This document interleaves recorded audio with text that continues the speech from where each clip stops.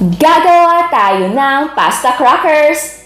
Marami ka bang pastang nakatambak dyan sa bahay nyo at hindi alam ang gagawin? Pwes, eto na ang sagot. Gawin nating pasta crackers! Yes, pwedeng kahit anong pasta. Etong gamit ko ay penny. Perfect itong gawin ngayon dahil summer. Mas madali kasing matuyo ang pasta kapag mainit ang panahon. Kaya ano pang hinihintay ninyo? Pasta crackers na! So, ang una nating gagawin ay lulutuin na muna natin ang ating pasta until maging al dente ito. Sundin nyo lang ang instruction ng package ng pasta. Again, pwedeng gumamit ng kahit anong pasta, pwedeng macaroni kasi macaroni talaga yung common, di ba nag-trending ito noon? At pwedeng maglagay ng broth cube. Pero kung wala nito ay pwedeng asin. Ang gamit kong brand ay Ideal at ito ay 500 grams lang. So sa mga susubok, please i-comment nyo kung anong brand ang gamit nyo sa paggawa ng pasta crackers. So i-mix na muna natin ito para hindi magdikit-dikit yung ating pasta lalo na yung nasa bottom. And then again, lutuin lang muna natin ito until maging al dente.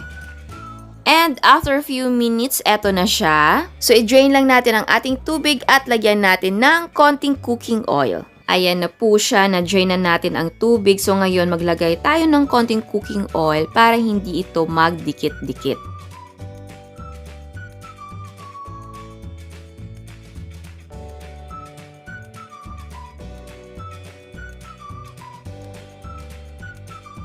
And then, kuha lang kayo ng malaking lalagyan or kahit tray, pwede na, cake pan, mga ganun. Etong gamit ko ay plastic na bilao, tapos maglalagay lang ako ng parchment paper. Actually, pwedeng hindi na maglagay ng parchment paper. Ako lang kasi naninigurado na hindi didikit yung ating pasta dun sa ating bilao.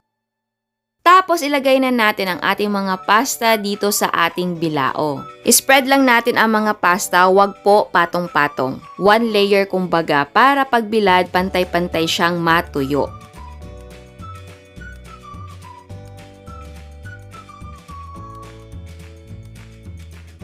At ayan, ibilad na natin siya, saktong-sakto dahil tirik na tirik ang araw. Hindi nagkasya yung iba, so kumuha pa ako ng isa pang bilao.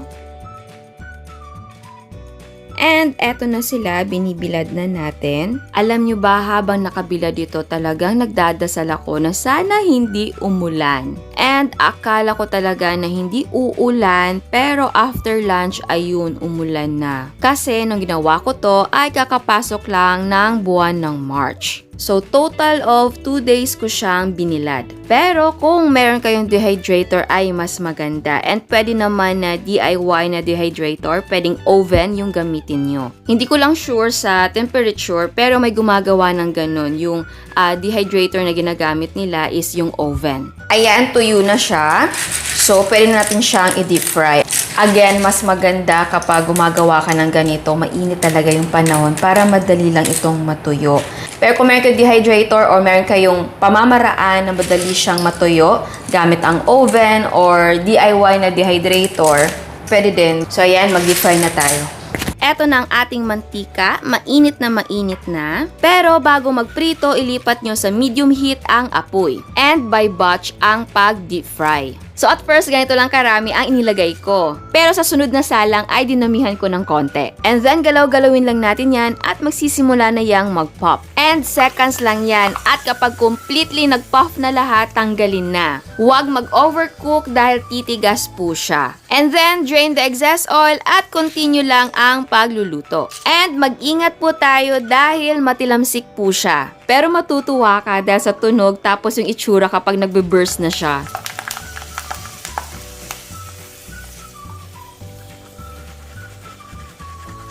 And isa pa, ay nako, talaga natutuwa ako kapag nagluluto nito. And mas maganda kung meron kang strainer para kapag naluto, iaangat mo na lang siya agad.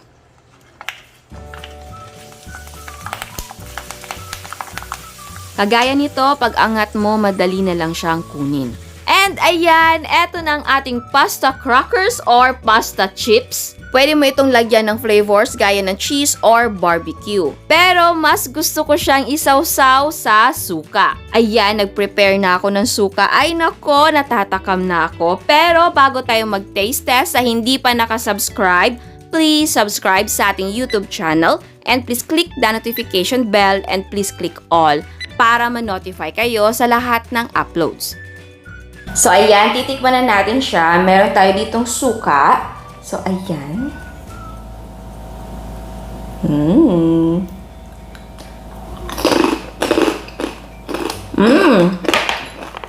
Isa pa.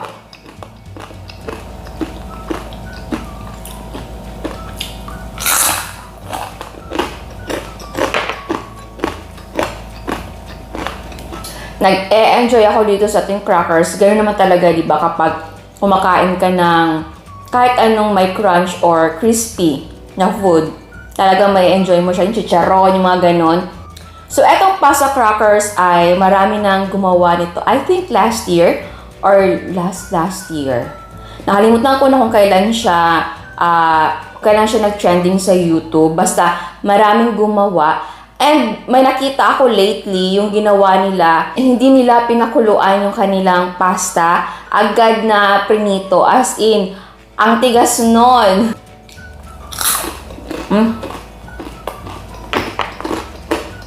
Kung naaalala nyo pa, una natin nakatikim or nakakain ng ganitong klaseng crackers ay nung mga bata pa tayo, yung tagmimiso, na ang tawag nila ay macaroni. Kasi ano siya, malaki, pero medyo pa-curve, yung ganon. Sa texture, medyo may difference. Kasi yun, parang I think mas manipis. Tapos, eto naman ay, syempre, maliit. Yun, malalaki yun, di ba? Tapos, mas firm to compare dun talaga sa binibenta sa sari-sari store na tagmimiso. Pero, okay lang yung texture niya, yung pagka-firm niya dahil hindi naman siya masakit sa ipin. Okay talaga siya, as in mag-e-enjoy ka. Yun, maganda siya. Isaw-saw sa suka. Pero kung gusto mo nalagyan ito ng flavor gaya ng cheese powder, barbecue, or garlic, pwede din lagyan ng chili powder para alam mo yung may konting kick. Basta kahit anong gusto nyo na flavor sa ating pasta crackers, bagay talaga. Kasi ito ay plain lang, so pwede na lagyan mo ng kahit anong flavor. And yes, kahit suka lang, pwede. Talaga, nag-enjoy ako. Kaya kung may mga pasta kayo na nakatago dyan sa baul ninyo, ay pwede nyo na siyang gawin na pasta crackers. Pwede ibang pasta, pwede yung macaroni since yun talaga yung first na ginawang pasta cracker. Yun lang, dapat talaga siguraduhin nyo na mainit yung panahon kapag gumagawa kayo nito kasi nga, di ba, pahukuluan tapos ibibilad sa araw. Mas maganda talaga na mainit yung panahon para madali lang siyang matuyo. Kasi sa akin, naging 3 days siya kasi morning, mainit, pero paghapon, ayun, umulan. So, ngayon, summer na, sana tuloy-tuloy na talaga yung init para masaya. So, ayan, sana nagustuhan nyo ang recipe natin ngayon. Ciao! At eto ang mga prices ng ating mga sangkap. Again, ang total cost ay magdidepende kung magkano ang mga presyo ng mga sangkap sa inyo. At sa mga hindi pa nakasubscribe, please subscribe sa ating YouTube channel and please click the notification bell and please click all para ma-notify kayo sa lahat ng uploads. And please don't forget to like our Facebook page and follow us on Instagram. Thank you!